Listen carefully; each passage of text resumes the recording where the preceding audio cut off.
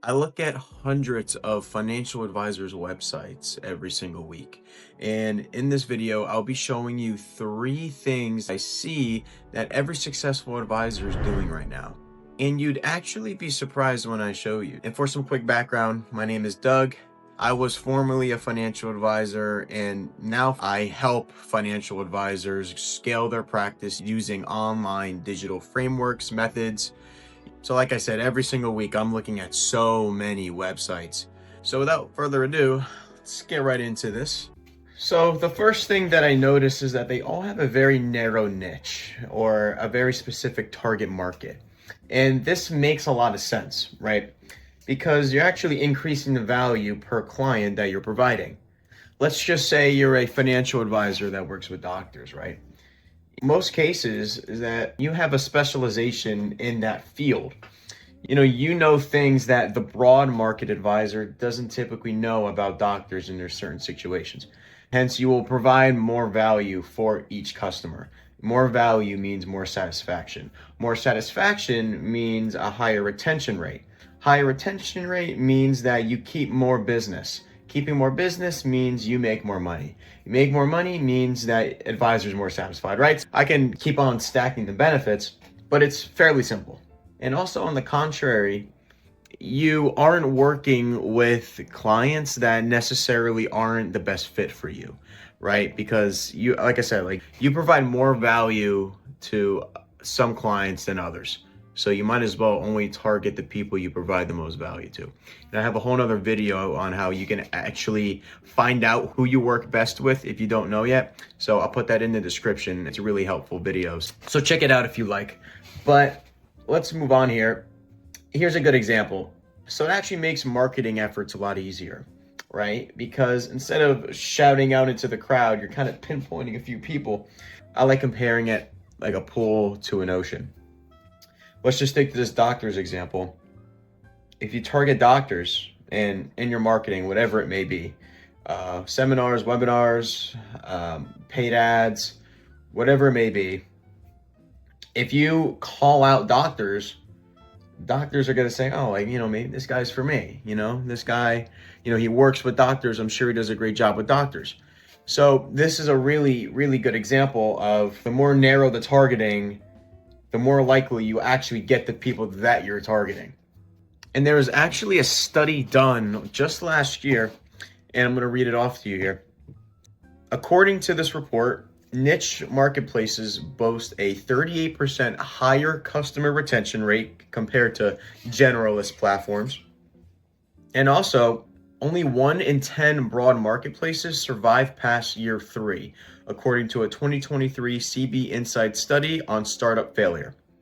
And it goes on to say that growth becomes expensive fast, with CACs, or cost of acquiring a customer, often 40 to 60% higher than niche-focused platforms.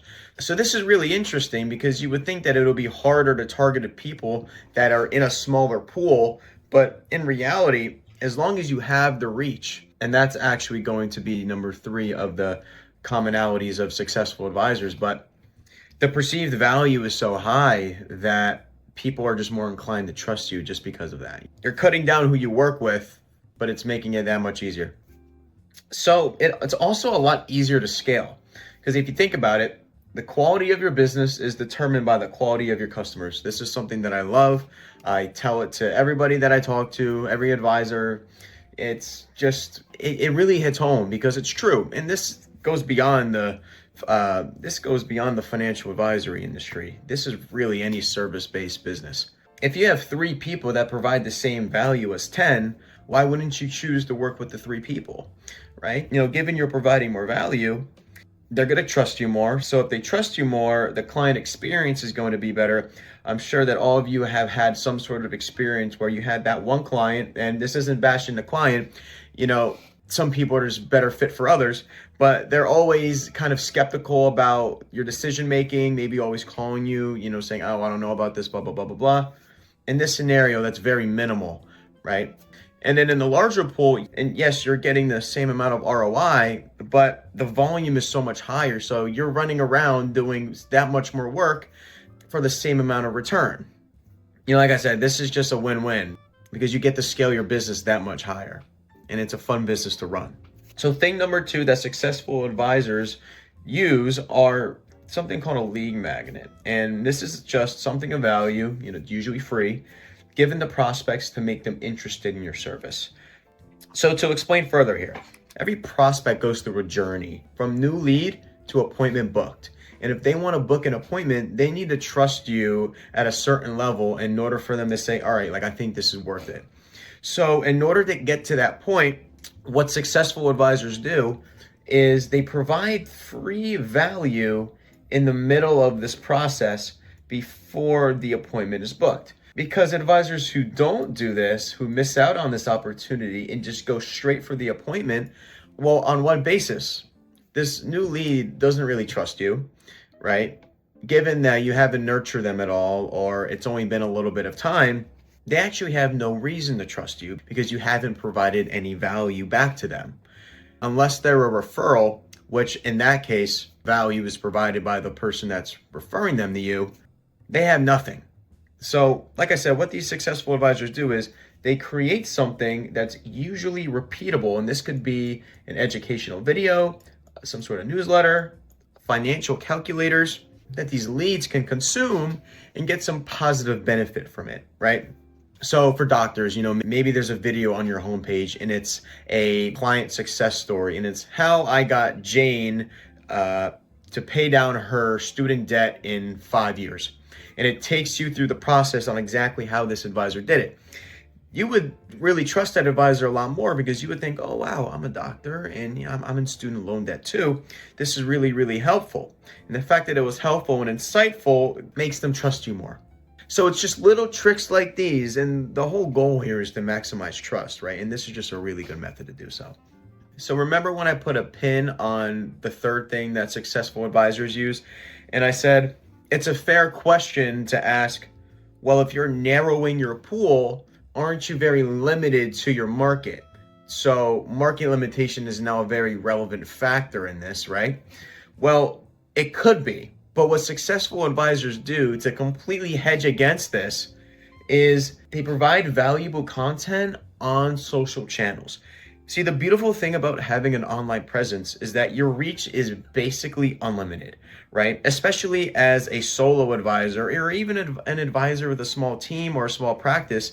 And let's just say you target doctors, you're not going to get every single doctor in the United States or whatever country you live in under your umbrella, right? So with that said, the supply greatly exceeds your capacity, right? So you can even take the step further and only target doctors in student loan debt, because either way, you're not going to run out of leads or people to work with. So what these advisors do is they post educational style content on these social platforms because it creates this nurturing system. If they're providing educational style content, and that's key, it needs to be educational style content because you need to give value to these prospects, because that inclines them to trust you more and it almost incentivizes them to want to book an appointment with you because they say, wow, this guy really knows a lot about doctors and, he was a doctor himself. And I just saw this crazy success story where, he just wiped student loan debt from this one person and I thought it was really cool and I really need that help. So how about I reach out to him, right? And not only do they provide this style of content, but they also are widespread across multiple channels. So everywhere a lead goes, the advisor essentially creates this safety net where they can be nurtured on that platform or on that social channel, right? No opportunities are being missed. And that's why successful advisors are successful, because they don't miss out on missed opportunities, because they fill all of those gaps strategically. And it's honestly not as hard as you think. Because, for example, if I want to post on Facebook and Instagram, I can technically just post the same thing because it's the same style of content, right? So to summarize everything, right? What is the common theme between narrowing your target audience, creating a lead magnet, and posting educational style content across multiple social channels? The one thing is it builds trust. And that is the hill that every advisor would die on in this industry, because it's the one thing that is needed to convert clients. This is a high ticket industry. And people assume that they are going to work with an advisor for the long haul. So the amount of trust that it takes to even get to that initial appointment is crucial. So that's why these successful advisors do these things. And the thing is, a lot of people aren't taking advantage of this. And I find it very interesting because it almost seems like a no-brainer once it's presented to you, right? But I'll throw this out here. A common theme that I receive when I talk to financial advisors, and they say, yo, you know what, like this does make a lot of sense. And honestly, I was kind of stuck up in my old ways because my mentor told me that I should be hosting seminars and I should be going to networking events and I should be doing a lot of this. And those things do work.